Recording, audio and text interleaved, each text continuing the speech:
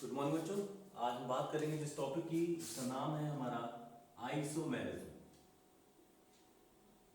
ठीक है। इससे पहले कि हम आइसोमेरिज्म की डेफिनेशन की बात करें, पहले मैं आपको बताता हूं कि आइसोमेरिज्म को दो टाइप्स में क्लासिफाई किया गया है। पहला होता है हमारा structural isomerism, STRUCTURA, structural isomerism, और दूसरी होती है हमारी stereo isomerism, STEREO, stereo isomerism. Structural isomerism को फर्दर 6 टाइप्स में क्लासिफाई किया गया है। सबसे पहले होता है हमारा चेन आइसोमेरिज्म, नंबर 2 होता है हमारा पोजीशन आइसोमेरिज्म, नंबर 3 होता है आपका functional isomerism, functional isomerism, number 4 होता है हमारा रिंग चेन आइसोमेरिज्म, नंबर 5 है आपका मेटामेरिज्म, मेटामेरिज्म, और नंबर 6 होता है हमारा टॉटोमेरिज्म, TAUTO, टॉटोमेरिज्म, जिसका एक पार्ट पढ़ेंगे, उसका नाम होता है हमारा keto enol tautomerism. Similarly stereo isomerism को फर्दर 2 टाइप्स में क्लासिफाई किया गया है। पहला तो होता है हमारा ज्योमेट्रिकल आइसोमेरिज्म, ज्योमेट्रिकल आइसोमेरिज्म, और दूसरा होता है आपका ऑप्टिकल आइसोमेरिज्म। ज्योमेट्रिकल आइसोमेरिज्म को हम एक और नाम से जानते हैं, जिसको हम सिस ट्रांस आइसोमेरिज्म भी कहते हैं। क्या बोलते हैं? Cis trans isomerism. तो बात करते हैं सबसे पहले कि आइसोमेरिज्म की बात करते हैं। जो बच्चों जो वर्ड है हमारा आइसोमेरिज्म, ये दो वर्ड से मिलकर बना होता है। आइसोमेरिज्म दो वर्ड से मिलकर बना होता है। एक तो होता है आइसो, आइसो मींस होता है बच्चों सेम, और दूसरा होता है हमारा मीरोज, MEROS, मीरोज मींस क्या होता है हमारा पार्ट, यानी कि same part. Iso means same और मीरोज मींस पार्ट। यानी कि आइसोमेरिज्म क्या होती है? When two or more compounds having the same molecular formula but different structural arrangement of atoms, ions and molecule, such compounds are called the isomers and this phenomena is known as the isomerism। ठीक है। तो यानी कि ऐसे compound जिनके molecular formula same होते हैं but structures क्या होते हैं डिफरेंट, ऐसे कंपाउंड्स हमारे कहलाते हैं आइसोमर्स, और ये फिनोमेना कहलाता है हमारा आइसोमेरिज्म। अगर मैं एक एग्जांपल की बात करूं तो सबसे पहले मैं, अगर मान लीजिए मेरे पास एक कंपाउंड है ग्लूकोज, जिसका फॉर्मूला होता है CHOH का होल 4 और सिंगल बॉन्ड CH2OH। और अगर इसके मॉलिक्यूलर फॉर्मूले की बात करें ग्लूकोज की, तो ग्लूकोज का मॉलिक्यूलर फॉर्मूला होता है C6H12O6, और सिमिलरली ये हमारा ग्लूकोज का मॉलिक्यूलर फॉर्मूला है। और फ्रक्टोज का मॉलिक्यूलर फॉर्मूला C6H12O6, ये किसका होता है? फ्रक्टोज का मॉलिक्यूलर फॉर्मूला होता है। तो ग्लूकोज और फ्रक्टोज के दोनों के मॉलिक्यूलर फॉर्मूला तो सेम है, लेकिन अगर हम बात करें इसके स्ट्रक्चर की बात करें तो दोनों के स्ट्रक्चर क्या होते हैं? डिफरेंट। तो क्या मैंने क्या कहा कि यही हमारी डेफिनेशन है आइसोमेरिज्म की, कि when two or more compounds having the same molecular formula, यानी ऐसे कंपाउंड जिनके मॉलिक्यूलर फॉर्मूला तो सेम होते हैं बट उनके स्ट्रक्चर्स क्या होते हैं? डिफरेंट होते हैं। तो ऐसे हमारे जो कंपाउंड्स हैं वो हमारे आइसोमर्स कहलाते हैं, और ये फिनोमेना कहलाता है हमारा आइसोमेरिज्म। आइए चेक करते हैं। ग्लूकोज और फ्रक्टोज का मॉलिक्यूलर फॉर्मूला सेम है, बट अगर मैं स्ट्रक्चर बना रहा हूं तो ग्लूकोज का फॉर्मूला, स्ट्रक्चरल फॉर्मूला है CHO single bond CHOH whole 4 single bond CH2OH। Similarly अगर फ्रक्टोज का फॉर्मूला लिखें तो फ्रक्टोज का फॉर्मूला होता है हमारा CH2OH single bond C double bond O single bond CHOH का होल थ्राइस और सिंगल बॉन्ड आपका CH2OH। ये फॉर्मूला होता है हमारा फ्रक्टोज का फॉर्मूला होता है। किसका होता है? फ्रक्टोज का। तो आप चेक कर सकते हैं ग्लूकोज में यहाँ पर हमारा एल्डिहाइड फंक्शनल ग्रुप है, और फ्रक्टोज में हमारा कौन सा फंक्शनल ग्रुप है? कीटोनिक फंक्शनल ग्रुप है। तो आप देख सकते हैं ये दोनों ग्लूकोज और फ्रक्टोज के मॉलिक्यूलर फॉर्मूला तो सेम थे, बट स्ट्रक्चर अगर हम देख रहे हैं तो दोनों में जो स्ट्रक्चर है फंक्शनल ग्रुप से हमारे डिफरेंट हो रहे हैं। यानी कि ग्लूकोज में हमारा एल्डिहाइड फंक्शनल ग्रुप आ रहा है और फ्रक्टोज में हमारा कीटोनिक फंक्शनल ग्रुप आ रहा है। तो जब दो आइसोमर में फंक्शनल ग्रुप ही आपस में एक दूसरे से चेंज होते हैं, तब वहां पे जो आइसोमेरिज्म होती है वो फंक्शनल आइसोमेरिज्म होती है। मैंने एक जनरल एग्जांपल लिया है केवल आइसोमेरिज्म को समझाने के लिए, अभी मैं कोई फंक्शनल आइसोमेरिज्म को स्पेसिफाई नहीं कर रहा हूं। मैं स्टार्टिंग से चेन आइसोमेरिज्म सबसे पहले चलूंगा। ठीक है।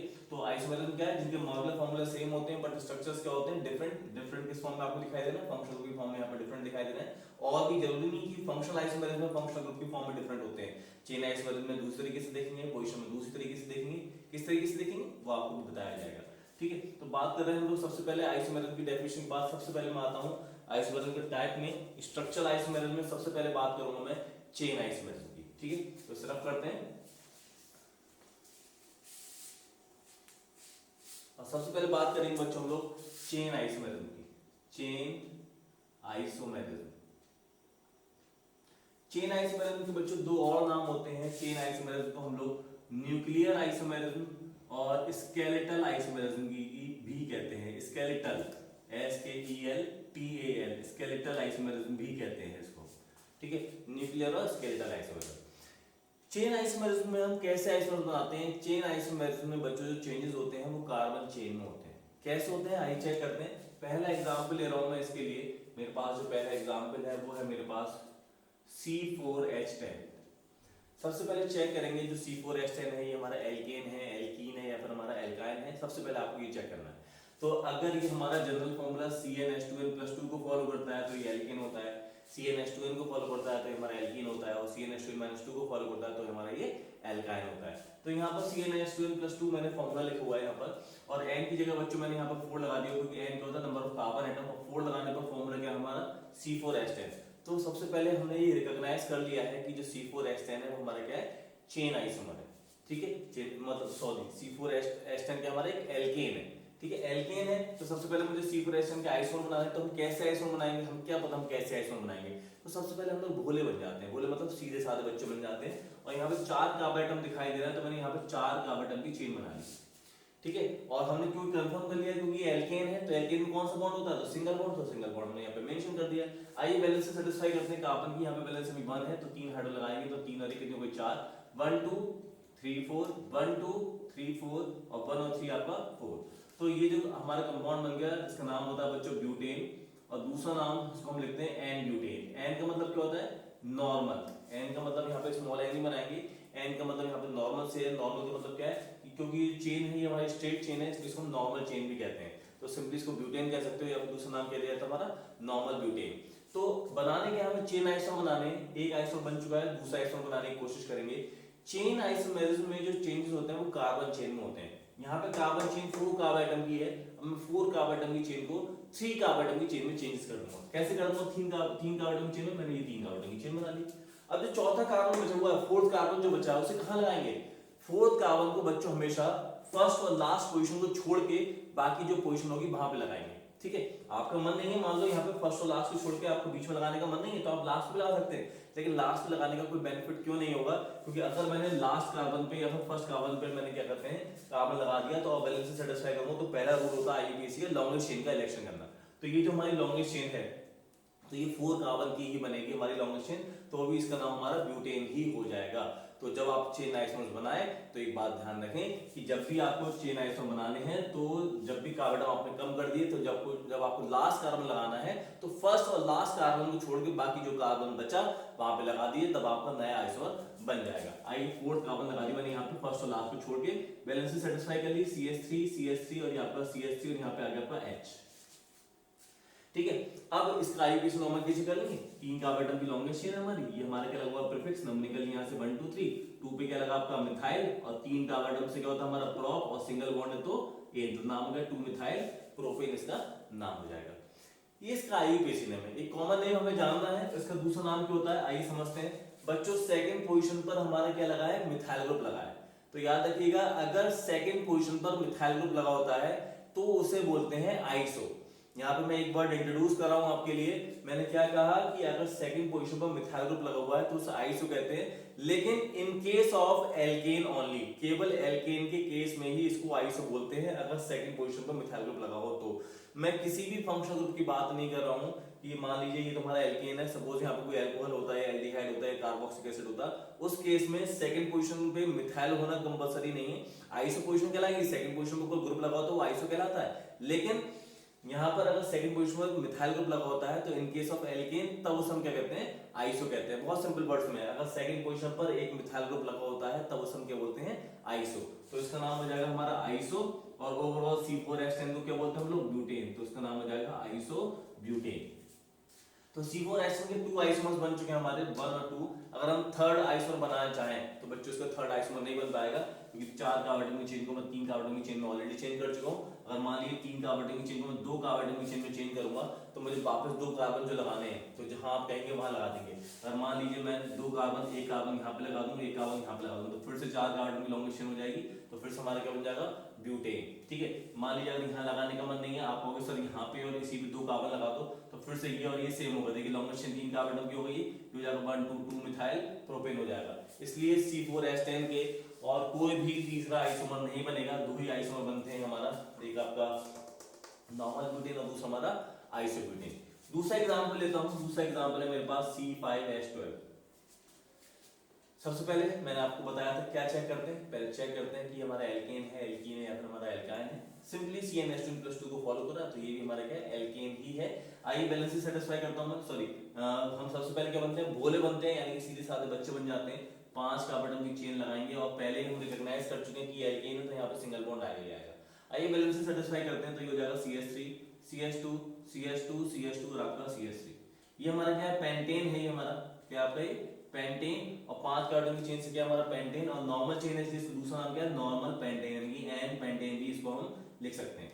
चेन आइसोमर्स बनाने 5 कार्बन की चेन को चेन करने जा रहा हूं मैं 4 कार्बन की चेन में, 1 2 3 4, और मैंने कहा था जो 5वां कार्बन है वो कहां लगाएंगे, फर्स्ट और लास्ट को छोड़कर। फर्स्ट और लास्ट को छोड़ के कहीं भी लगा दो, तुम्हारा मन है, आइसोमर आपको नया ही बनेगा। मैंने यहाँ लगा दिया, इस पोजीशन पे लगा दिया मैंने 5वां कार्बन, ठीक है। तो अगर मान लो आप इस पोजीशन पे लगाते 5वां कार्बन, तो नंबरिंग यहाँ से होती 1 2, और यहाँ पे लगा दिया तो भी नंबरिंग यहाँ से होती 1 2। तो चाहे आप इस पे लगा दो, इस पे लगा दो, नाम हमारा सेम आ रहा है, आप चाहे तो करके भी देख सकते हैं। बैलेंस से सेटिस्फाई करूंगा, CH3 CH2 CH CH3 और आपका CH3। फिर से लॉन्गेस्ट चेन हमारी 4 कार्बन की हो गई, ये हो गया हमारा प्रीफिक्स, नंबरिंग राइट साइड से होगी क्योंकि यहाँ से प्रीफिक्स पास में है, 1 2 3 और आपका 4, तो नाम हो जाएगा इसका 2 मिथाइल और आपका ब्यूटेन, 2 मिथाइल ब्यूटेन इसका नाम हो जाएगा। और अभी मैंने बताया था क्योंकि हमारा एल्केन है और सेकंड पोजीशन पे क्या लगा हमारा मिथाइल ग्रुप लगा हुआ है, तो हम क्या बोलते हैं, आइसो, क्या बोलेंगे, आइसो। 5 कार्बन है तो क्या हो जाएगा, ये आइसो पेंटेन इसका नाम हो जाएगा, ठीक है। अब तीसरा आइसोमर बनाने की कोशिश करते हैं। 5 कार्बन की चेन को मैं 4 कार्बन की चेन में चेंज कर चुका हूं, अब 4 कार्बन की चेन को मैं चेंज करने जा रहा हूं 3 कार्बन की चेन में, 1 2 3। बाकी जो 2 कार्बन बचे वो कहां लगाएंगे, फर्स्ट और लास्ट को छोड़ के, ठीक है। फर्स्ट और लास्ट को छोड़ के यही वाला कार्बन बचा है, एक ऊपर और एक आपका नीचे। बैलेंस से सेटिस्फाई कीजिए, CH3 CH3 CH3 और आपका CH3। फिर से लॉन्ग मशीन बनेगी हमारी, 3 कार्बन की बनेगी, ये हो गया हमारा प्रीफिक्स, ये हो गया हमारा प्रीफिक्स, नंबरिंग 1 2 3। 2 पे लगाया मिथाइल, 2 पे 2 मिथाइल लगे, तो नाम क्या हो जाएगा 2,2 डाई मिथाइल, और 3 कार्बन क्या होता है, प्रॉप और सिंगल बॉन्ड है तो A, तो नाम हो जाएगा 2,2 डाई मिथाइल प्रोपेन, इसका नाम हो जाएगा, ठीक है। अब एक और नई बात जानते हैं, अभी थोड़ी देर पहले मैंने बताया था कि अगर सेकंड पोजीशन पर एक मिथाइल ग्रुप लगा होता है तो हम बोलते हैं आइसो। सिमिलरली कि अगर सेकंड पोजीशन पर 2 मिथाइल ग्रुप लगे होते हैं बच्चों, तो उसे बोलते हैं नियो, क्या बोलते हैं, नियो, तो इसका नाम हो जाएगा, और इसको बोलते हैं हम नियो, NO नियो, और C5H12 है ओवरऑल, उसको हम क्या बोलते हैं, पेंटेन, तो नाम हो जाएगा नियो पेंटेन, इसका नाम हो जाएगा। और ये जो बात है आइसो और नियो वाली, यहाँ पे जो बता रहा हूं मैं, अगर सेकंड पोजीशन पर एक मिथाइल ग्रुप तो वो हमारा क्या है, अगर एक मिथाइल ग्रुप है तो वो हमारा क्या है आपका आइसो, और 2 मिथाइल ग्रुप है तो वो हमारा क्या है, नियो, ठीक है। ये in case of alkene only. तो ये थे हमारे चेन आइसोमर्स। अब इसके बाद हम बात करेंगे चेन आइसोमर्स के बाद कि किस कंपाउंड के कितने आइसोमर्स बन सकते हैं। जैसे अभी मैंने बताया कि अभी मैंने C4H10 के बनाए थे, C4H10 कि कितने आइसोमर्स बनाए थे मैंने, अभी नंबर ऑफ आइसोमर्स कितने बनाए थे मैंने, 2। C5 अगर 5 कार्बन है तो कितने आइसोमर बनाए थे मैंने, 3, यानी कि नंबर ऑफ कार्बन एटम, और ये हमारे नंबर ऑफ आइसोमर। 4 कार्बन से 2 आइसोमर, 5 कार्बन से 3 आइसोमर। सिमिलरली आप घर पे बनाएंगे, अगर आपके 6 कार्बन एटम होंगे तो बच्चों उसके 5 आइसोमर बनेंगे, 7 कार्बन एटम होंगे तो उसके 9 आइसोमर बनेंगे, 8 कार्बन एटम होंगे तो उसके हमारे 18 आइसोमर बनेंगे, 9 कार्बन एटम होंगे तो उसके 35 आइसोमर बनेंगे, और हमारे अगर 10 कार्बन एटम होंगे बच्चों तो इसके बनते हैं हमारे 7 से 9, 8 से 18, 10 से बनते हैं बच्चों हमारे इनफाइनाइट, कितने बनते हैं, इनफाइनाइट आइसोमर्स बनते हैं। तो आप इस तरीके से आइसोमर्स ड्रॉ करके देख सकते हैं, आपको इतने की रिक्वायरमेंट नहीं है, केवल इतने से आपका काम चल जाएगा, ठीक है। तो ये हमारे चेन आइसोमर्स हैं। अब यहाँ पे एक इंपॉर्टेंट बात है, इंपॉर्टेंट बात जो आ रही है वो हमारी ये है कि मैंने ब्यूटेन से स्टार्ट किया। कहाँ से स्टार्ट किया मैंने, ब्यूटेन के आइसोमर बनाए, पेंटेन के आइसोमर बनाए, बट मैंने ना तो मेथेन का कोई आइसोमर बनाया, ना ही मैंने एथेन का कोई आइसोमर बनाया, और ना ही मैंने कोई प्रोपेन का आइसोमर बनाया। क्यों नहीं बनाया, आई चेक कर लेते हैं। सपोज मेरे पास है मेथेन, मेथेन होता है हमारा CH4। अगर मैं इसका आइसोमर बनाऊंगा तो सबसे पहले CH4 की मैंने स्ट्रक्चर बनाया, ये मुझे इसकी चेन आइसोमर बनानी है। तो चेन आइसोमर में जो चेंजेस होते हैं किस में होते हैं, कार्बन चेन में चेंज होते हैं। अब कार्बन चेन ही केवल मतलब यहाँ पे क्या एक ही कार्बन है, तो 0 कार्बन की तो कोई चेन बनेगी नहीं ना, इसलिए इसका कोई भी आइसोमर नहीं बनेगा। सिमिलरली अगर हम लोग ले लें एथेन, एथेन क्या होता है CH3 सिंगल बॉन्ड CH3, इसका आइसोमर बनाने की कोशिश करें तो सपोज बच्चों मैंने ये बना लिया हमारा, सॉरी ये हमारे क्या एथेन है, इसका चेन आइसोमर बनाने की कोशिश करेंगे तो दो कार्बन की चेन को किसमें चेंज करोगे, एक कार्बन की चेन में, और दूसरा कार्बन कहाँ लगाओगे, मैंने क्या होता है तो फर्स्ट और लास्ट को छोड़ के, इसमें फर्स्ट भी यही है लास्ट भी यही है, तो जब फर्स्ट और लास्ट को छोड़ के कोई दूसरा कार्बन ही नहीं है तो इसका कोई भी आइसोमर नहीं बनेगा। ठीक है, अगर आप सोचो कि सर हमने एक कार्बन यहाँ लगाया एक ऊपर लगा देते हैं तब भी बच्चों ये सेम हो जाएगा, ये भी हमारा एथेन ही हो जाएगा, इसलिए एथेन का भी कोई और आइसोमर नहीं बनेगा। सिमिलरली बात करें प्रोपेन की, प्रोपेन होता है C3H8, फॉर्मूला लिखेंगे तो CH3 single bond CH2 single bond CH3, ये हमारा क्या है प्रोपेन है। इसके आइसोमर बनाने की कोशिश करते हैं, इसको नॉर्मल प्रोपेन भी कहते हैं क्योंकि नॉर्मल चेन है नॉर्मल प्रोपेन भी कहते हैं। ठीक है, तो अगर इसके आइसोमर बनाने की कोशिश करेंगे हम तो तीन कार्बन की चेन को किसमें चेंज करेंगे, दो कार्बन की चेन में चेंज करेंगे। अब तीसरा कार्बन कहाँ लगाना है, तीसरा कार्बन लगाना है फर्स्ट और लास्ट को छोड़ के, फर्स्ट ये है लास्ट ये, ठीक है, तो तीसरा कार्बन बचा ही नहीं फर्स्ट और लास्ट को छोड़ के, इसलिए बच्चों इसका भी कोई और आइसोमर नहीं बनेगा। तो याद रखिएगा चेन आइसोमेरिज्म में मेथेन एथेन प्रोपेन के कोई भी आइसोमर नहीं बनते हैं, इसलिए मैंने जो स्टार्टिंग करी थी वो ब्यूटेन से ही स्टार्ट की थी। चार कार्बन एटम के कितने आइसोमर बनते हैं, दो, इन केस ऑफ एल्केन। पांच कार्बन के कितने बनते हैं, तीन आइसोमर। छह कार्बन के कितने बनते हैं हमारे, पांच आइसोमर। सात के बनते हैं हमारे, मैंने भी एक टेबल बनाई थी तो आप उस तरीके से उसमें चेक कर सकते हैं। 9 आइसोमर बनते हैं, 8 के बनते हैं 18, 9 के बनते हैं 35, 10 के बनते हैं हमारे सॉरी 10 के बनते हैं C10 के बच्चों, जो अभी मैंने टेबल बनाई थी वो C10 के बच्चों बनते हैं 75 आइसोमर बनते हैं।